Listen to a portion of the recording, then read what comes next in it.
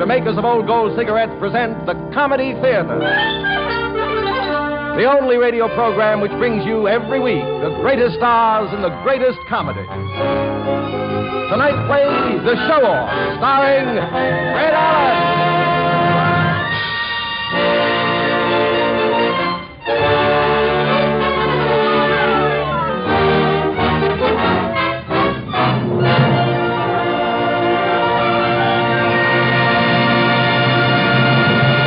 And here is the director of the Old Gold Comedy Theater, Mr. Harold Lloyd.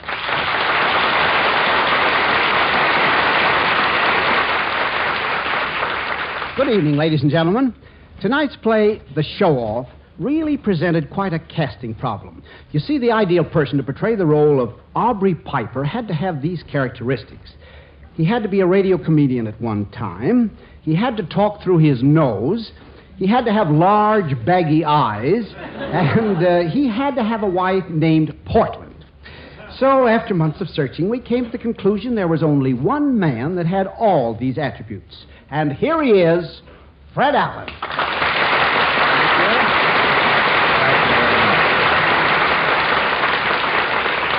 Well, Harold Lloyd, I remember you. You used to be in the movies. Fred Allen, I remember you. You used to be on the radio. Gosh, my grandmother used to take me to see you in pictures, Harold. When radio first started, my mother used to put a crystal set in my cradle. Really? I'd tune you in with my safety pin. Now, wait a minute, Harold. We can't be that old. It must have been two other guys, Montgomery and Ward or somebody.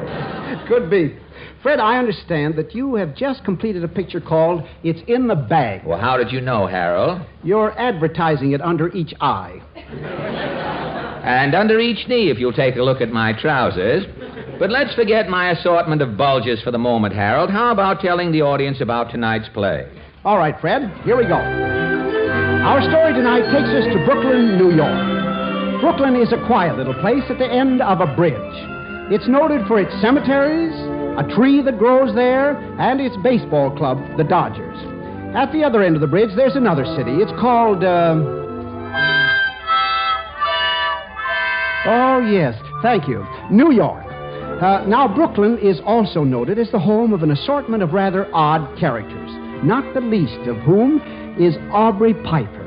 Aubrey has recently blown into the Fisher home as the suitor of daughter Amy, and you can tell exactly how the rest of the family feels about him if you listen to what Mother Fisher has to say.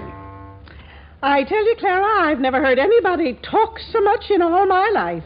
It's a miracle to me how Amy stands for him. They say love is blind, Ma. Well, it ain't deaf. Clara, he darn near talked the ear off Pop the other night, telling him he was a big executive of the New York Central Railroad. Bosh. Listen, Ma, for your information, he's an attendant in the baggage room. A big executive, my eye. Amy thinks he's a bigger man than the president. Oh, there goes your brother working on that fool invention of his again. Joe? Yes, Ma? Stop that hammering. What'll the neighbors think at this hour? They'll think I'm hammering. Gosh, Ma, it's only 8 o'clock. I got a lot to do. There'll be enough noise when Amy's boyfriend gets here. Oh, him. Is that windbag coming again tonight? Shh, there's Amy now. Oh, hello, Clara. Well, what's the matter with all of you? What are you looking so glum about? Can't expect us to be as happy as you, Amy. Everybody don't go around with a millionaire. Well, Aubrey may not be a millionaire yet, Ma, but just give him time. Yeah, he'll need plenty of it. You sure got on your glad rag, sis. Mr. Big must be arriving early tonight. Yeah, must have been a slow day down at the baggage room. What baggage room? What are you talking about? I'm talking about Aubrey Piper. He works in the Grand Central baggage room. Who told you that? My husband told me. He has lunch in the same drugstore with Aubrey every day. Oh, that's how much he knows. And what about that story he gave us about the draft board? Says he was turned down because of a floating kidney. Well, Aubrey has a floating kidney. He told me so himself. Well, why doesn't he buy an anchor for it? Floating kidney. That's something else Frank found out about. Frank knows a man on the draft board. Aubrey was turned down because he's colorblind. Oh, isn't that silly? Why would he lie about a thing like that? Child, that man would rather lie than tell the truth any day in the week. Oh, so long, Mom. I'm going home. Not a bad idea, Clara. When he gets here and starts talking, you'll never get out. You said it. Mark my words, Amy. That fellow's a four-flesher. Uh-oh, here he is now. I'll get it. Hello, folks. And, Amy, how is my little lammy pie? You look sweeter than the cellophane on a lollipop. Hello, Aubrey. Here, I'll take your hat. It's a Hamburg. You can smell the onions on it. And how is our sweet little gray-haired mother this evening? I was all right till you came in. You're a little corny, Ma. I'll send that joke in to Can You Top This? Clara, leaving so soon? Yes, I've got to be getting home. Good night. Sit down, Aubrey. Oh, you must have had a hard day. Oh, yes, it has been trying, Amy. Decisions to make every minute, important cases to handle. You mean suitcases, don't you? I had a long conference today with the board of directors. They wouldn't think of ordering even a Dixie cup without getting an okay from me. Well, Joe, my boy, how's the young Thomas Edison? Okay, Mr. Piper. And how's the invention coming along? I'm still working on it. The War Department can use his silk process in the making of parachutes. You know, I perfected a substitute for silk that would have put every silkworm in the country on relief. Oh, you did? Yes, sir. My silk had twice the luster, twice the wear, at one-half the cost. I tell you, Joe, my boy, if the brass hats had listened to me, this war would have been handled differently. And how did your silk invention work? Very simple. The liquid was squirted through the filaments before the threads were tied together. Before the threads were tied together. Yes, sir. You know, I toiled day and night perfecting that silk process for parachutes, and then the big boys turned it down. Why? Because they thought I was a nobody. Oh, that's your father. Open the door, Joe. Okay, Ma. Before you tie the threads together, you squirt the liquid. Oh, hello, Pop. Hello, son. Here's the evening paper, Ma. Oh, thanks. Well, if it isn't Father Fisher, the head of the family. A family's like a glass of beer. It's not the same without a head. Hello, Piper. And how's the big chief tonight? Don't slap me on the back. Can't take it, eh, Popsy? I told you not to slap me on the back. I never saw such a pest in all my life. Pa, please. Well, tell him to keep his hands off me. I've got the old boy's goat. You're not mad, are you, Popsy? Popsy. Well, hi-ho, alack-a-day, folks. I've got to get along. Oh, Aubrey, must you leave so soon? Now, where do you think you're going? To the opera, Popsy. They're playing Verdi's Rigoletto tonight. Looks as though Verdi's got another hit. The opera? Oh, I'd love to go, Aubrey. Well, some other time, baby. Business before pleasure, you know. I can't disappoint Mr. Hollister. Mr. Hollister? Paul Hollister, president of the road, you know.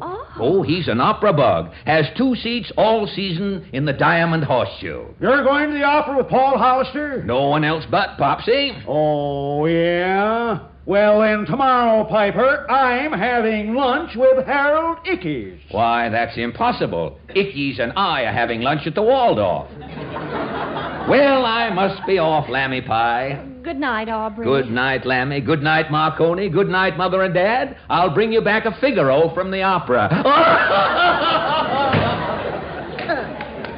Going to the opera with the president of a railroad. Who does he think he's fooling? Now, you listen, Pa. Clara told me tonight that Aubrey works in the baggage room, What? gets $150 a month and not a penny more. I'm surprised they give him that much. You tell Clara to mind her own business, Ma. She took the man she wanted, and I guess you took the one you wanted. And if I want Aubrey Piper, I'll take him. Well, remember this, Amy. If you do take him, be sure that you keep him. And that he keeps you. And don't be coming around crying for your pop to help you out. Aubrey Piper can support me. He's told me so himself. Oh, Amy, has it gone as far as that? It's gone further.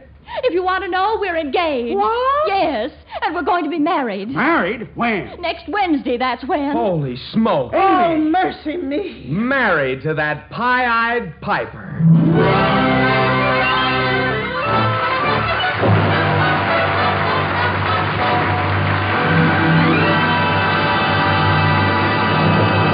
Well, the Fisher family certainly doesn't approve of Amy marrying Audrey. Why, Ben Grauer, Don't tell me that's the Fisher dog, and he too disapproves. Well, not exactly, Mr. Lloyd. He's my dog, Pecksniff. He's such a bad little fellow, I don't dare leave him alone in the house. Why, Ben, he looks so harmless. Don't let his looks fool you. Now, Pecksniff, now go on over in the corner while I talk about old gold, will you? Hey, Pecksniff, stop licking my face, will you? Flattery won't get you anywhere. And stop eating my script. Here, Pecksniff, stop chewing my cuffs. Will you cut it out? Oh, Pecksniff, my trousers. That dog makes me so mad I could... Hey, what am I carrying on like this for? I know what to do. I just say, why be irritated? Light an old gold. Yes, smokers, take it from me, when you're being pestered by a pooch or anything else, why be irritated? Light an old gold. Especially today, there's nothing like the comfort and pleasure of a fine cigarette. But you won't get that comfort and pleasure if your cigarette is hot, harsh, or dry. Therefore... To help prevent cigarette dryness, Old Gold superb tobaccos are conditioned with apple honey. This special conditioning process helps hold in the natural moisture, helps guard your smoking enjoyment. But that's not all. To give you a smoke of extra zest, extra flavor, a touch of rare imported Latakia tobacco is added to Old Gold's blend of many great tobaccos. Yes, extra flavor plus extra special protection against cigarette dryness. That's Old Gold. Soon as you can, try a pack.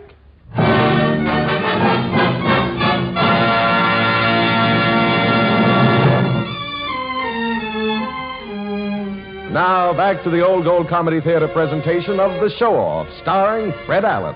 All right, Mr. Lloyd. Aubrey and Amy have now embarked on the sea of matrimony. It is several weeks after their marriage, and Aubrey has brought home a little surprise for his bride. Well, Lammy Pie, here it is. Just a small token of my affection for you. Aubrey, an automobile. Oh, how wonderful. Oh, but I thought it was impossible to buy a car these days. Not for little old yours truly. I put a little pressure on and got a priority. One of my best friends is the smiling Irishman. How about a brisk spin around the block? Oh, I love it. Well, step in, Lammykins. Let's go places. Oh, isn't this simply grand? Rolling along the open road in a high-powered car, a pleasure fit for a king. Well, first now, we'll warm up the motor. Oh, Aubrey, this is the happiest day of my life. Won't it be wonderful when we go on our honeymoon? When are we going? Well, it depends, Lammykins. It's a little difficult right now, gas rationing and all. But when I get to Washington, I'll drop in and see Chester Bowles. Chet's head of the OPA. He'll get us a B car. Oh, will you teach me to drive sometime? Oh, no time like the present, Lammy Pie. Driving is really simple. This is the gas here, you see. Here's the brake. Now, to shift the gears, you... Is it supposed to do that? Well, it's fluid drive. I guess I forgot to put in enough fluid. I'll try it again. Now we're all set. Amy, get ready for your first driving lesson. Now, to start, you put your foot on the gas pedal and press down. Aubrey, dear, slow down. There's a red light ahead. Red light? Why, that's a green light. Why, Aubrey, you must be colorblind. Aubrey, be careful. Careful? I'm driving in the safety zone. Now watch this, Amy. I'll accelerate. Aubrey, you just missed that old lady. Now look, to make a right turn, you... Aubrey! You're heading to that drugstore. Aubrey! Aubrey, look what you've done. Right through this plate glass window. Oh, now what's going to happen? Hey, who does that guy think he is? Superman? Mr. Driver, he's alive. I almost killed that poor old lady. Oh. Here. What's going on here? Who was driving this car? I was, officer. What were you doing in this Jeep driving up on the sidewalk?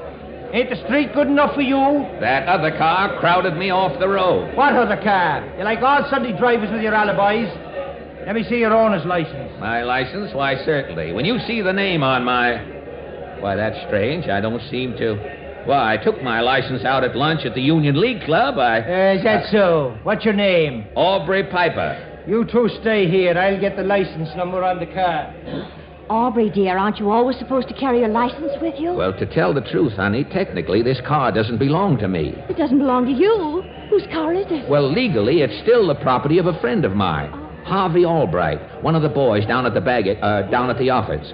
Merely a question of transferring the ownership, a bill of sale, a few... Hey, Mr. Piper, I think you'd better come along with me. This is preposterous, officer. I demand to know the charges. You've got no registration card. You could be driving a stolen car.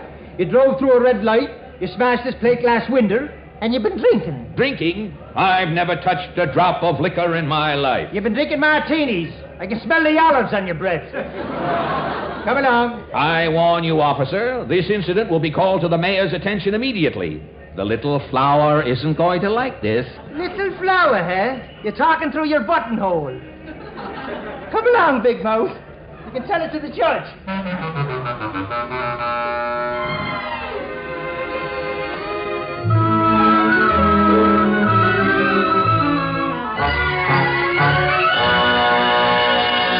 Yes, sir. I tell you, the citizens of this borough are left entirely unprotected. Where was LaGuardia when I needed him most? Probably down at the opening of a new butcher shop, throwing out the first meat hook. Oh, LaGuardia, my eye. You were in a spot, and it cost Father $1,000 to get you out of jail. Clara, please. Amy, you make me tired, too. That was practically Pop's life savings. Seems to me your husband might stop blowing off for a minute and think that over. Oh, for heaven's sake, be quiet, both of you. Joe, stop that hammering. What's that, Ma? I said stop hammering. There are headaches enough around here. Speaking of headaches, Aubrey, how come you're not working today? I took the day off. I'm house hunting. Can't stand that hovel we're living in anymore. We're thinking of moving into a home of our own. Place on Shore Road I rather like, duplex. Oh, well, Amy, I just don't understand you. How you can talk about moving to the swellest part of town when my husband had to pay your rent this month. That's a lie. Aubrey, how can you let us say that? Now, honey. Don't get upset. Don't get excited. There is a certain amount of truth in your sister's remark. What? I was, shall we say, temporarily pressed this month. Hollister away in Washington, Chase of the Chase National out of town. Oh, come off that high horse, Aubrey. You and Amy will have to come here and live. My husband isn't paying your rent next month. Oh, that's the phone. Answer it, Amy. Okay, Ma. Probably your pa. He's late tonight. Hello? Yes? Yes, this is Mr. Fisher's home. No, this is his daughter. What? What's happened to him? Oh, is something wrong?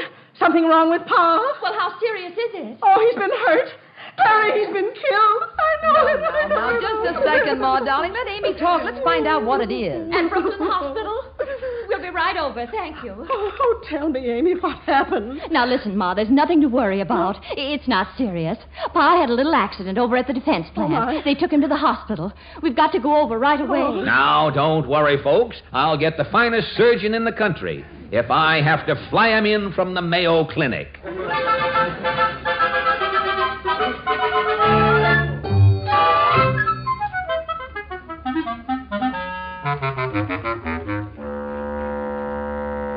Oh, I don't know how I'll stand for it, Clara. If I let that windbag husband of Amy's live here, it won't be a week before he's telling folks that he's letting me live here. Well, it's too late now, Ma. I'm afraid you'll just have to bear it.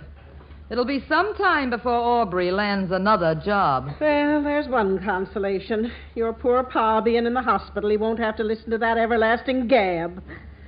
But it's going to be pretty hard, all of us living here on what Joe makes. Well, guess we'll have to manage. Oh, I guess that's them now. Open the door, Clara. All right, Ma. Hello, everybody. Here we are in toto in the flesh. One big happy family. Hello, Ma. Hello, Clara. Hello, Amy. Set your suitcases down.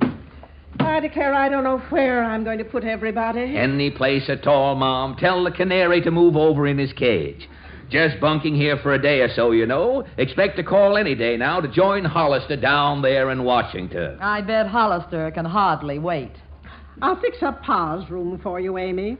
Leave the suitcases here, dear. Aubrey will bring them in later. Yeah, suitcases are his specialty. Or is that part of his distant past? Amy, you come too. All right, Mom. Oh, answer the door, will you, Aubrey? Sure thing, Lammy Pie. Coming.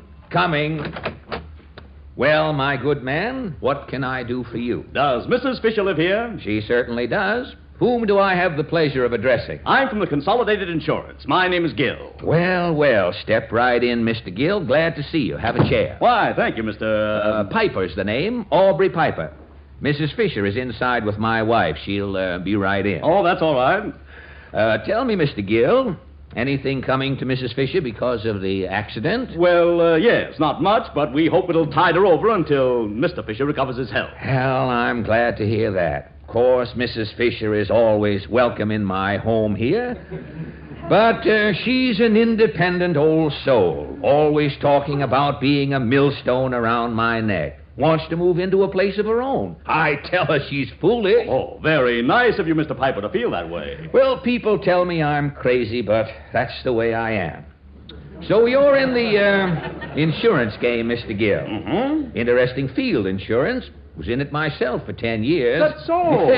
Yes. I liked it pretty well, but I got out after a while. No future. Transportation's my line now. Say, you look like a go-getter. Why don't you come over and work for our outfit? We're on the lookout for smart young men. Well, gosh, I'll have to talk that over with my wife, Mr. Piper. Sounds like an attractive idea, all right. Aubrey, will you bring in the big suitcase? In just a minute, Amy, dear. There's a gentleman here to see your mother. Oh, Ma, there's somebody here to see you.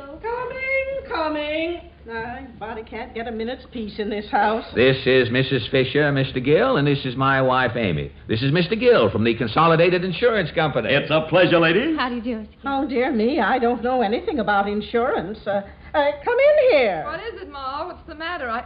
Oh, how do you do? How do you do? I'm very pleased to meet you. And now about your husband's policy, Mrs. Fisher. Here's our check for $1,000. You're sure there's no trick in it?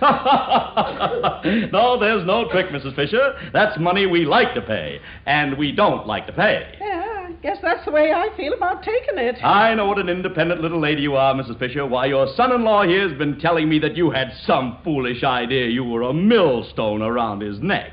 Oh. What else did Mr. Piper say? Why, that's about all. He didn't like her feeling that way. Well, you've got a nice little home here with Mr. Piper. No reason for you to move out. Now, Clara, what did I tell you? Didn't I say he'd be telling folks that he was letting me live here? Now, Ma, not in front of Mr. Gill. I don't care who it's in front of. Mrs. Fisher, your son-in-law didn't mean any harm. I think I know what he meant better than you do, Mr. Oh, Gill. Ma, please. Well, I guess I'd better leave. I seem to put my foot in it somehow. Good day, all.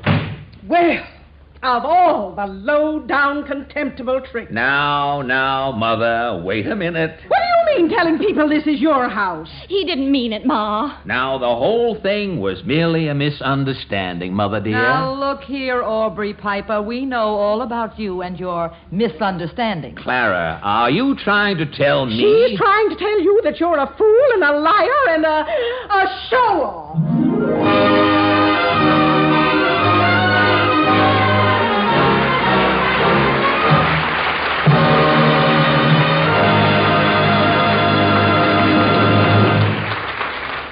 Well, for a fellow who doesn't have a cent, who's out of a job, and who's in bed with his entire family, Aubrey certainly puts on a terrific act. You know, Mr. Lloyd, that reminds me of the time when I was an actor. I'm a modest fellow, but I must confess, as an actor, I was terrific. Oh, is that so? Tell me, what do you remember most about your acting career? Well, without question, it was the time I played Hamlet.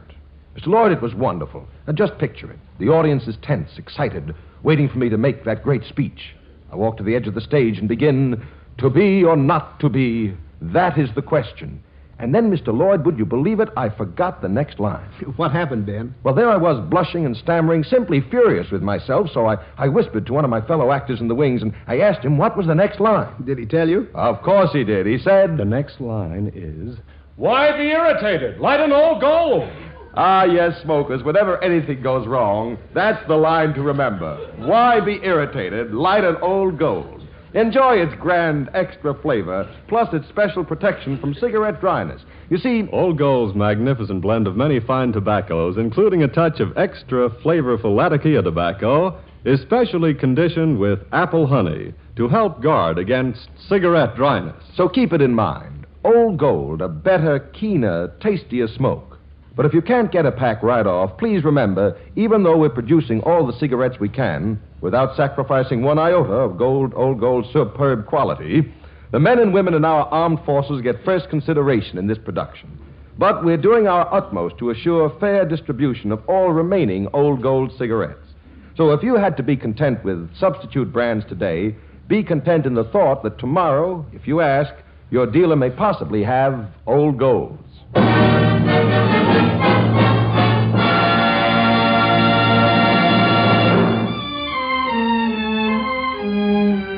And now, here's Harold Lloyd and The Show-Off, starring Fred Allen. Okay, Mr. Lloyd.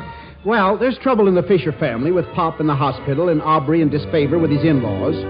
Yes, sir, adversity is staring our hero in the face and has made him a different man. Listen for yourself now, and you will hear how this change has infected the family. Aubrey, Clary is trying to tell you that you're a fool and a liar and a show-off. Mom! You keep out of this, Amy. This is for your good as well as his. Well, what do you want him to do, Mom? I want him to behave like a man and stop pretending he's something he isn't. Now who can that be? Why, he must be crazy, whoever's at that door. Just a minute, for heaven's sake. Ma! Why, Joey, what's the matter with you? Have you gone crazy pounding on the door like that? Mercy me, what's happened to your boy? My invention, they bought it. Whoopee! Oh, darling, how wonderful. Congratulations, Joseph, my lad. I knew we'd put it over. Why, I just can't believe it. Here it is in the paper. Brooklyn Youth makes important chemical discovery. $100,000, Mom. Oh, well, Ma, don't you understand? Joe sold his invention for $100,000. And we'll make $1 million before we're through, my boy. Wee! Now you keep out of this.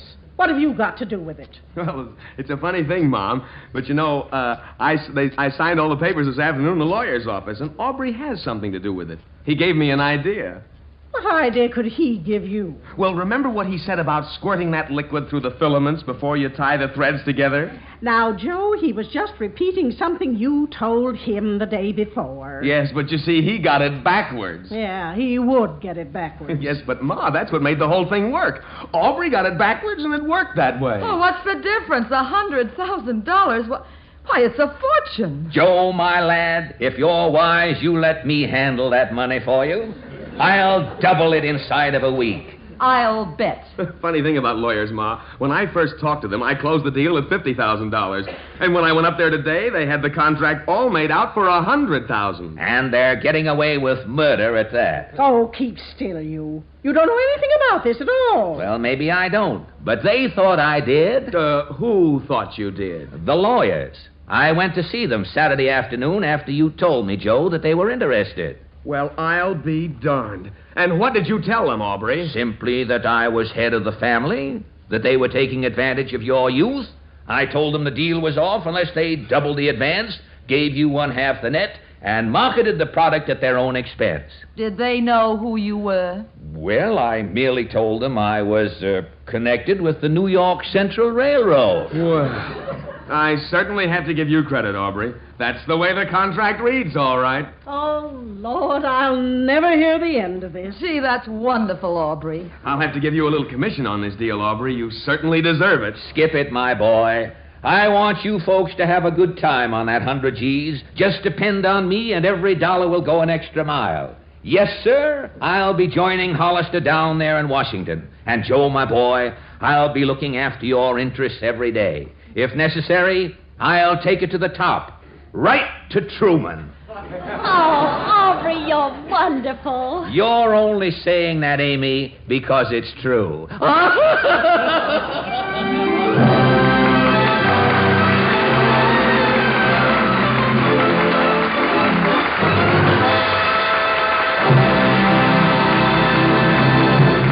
This is Fred Allen. This is Harold Lloyd saying good night to you for Old Gold. And I hope that you'll be with us again next Sunday when the Old Gold Comedy Theater presents Appointment for Love, starring Virginia Bruce. See you then. Fred Allen has just completed for producer Jack Scarborough the hilarious comedy It's in the Bag, released by United Artists. Now, until next Sunday night when the Old Gold Comedy Theater presents Appointment for Love, starring Virginia Bruce, this is Ben Grau saying good night for Old Gold.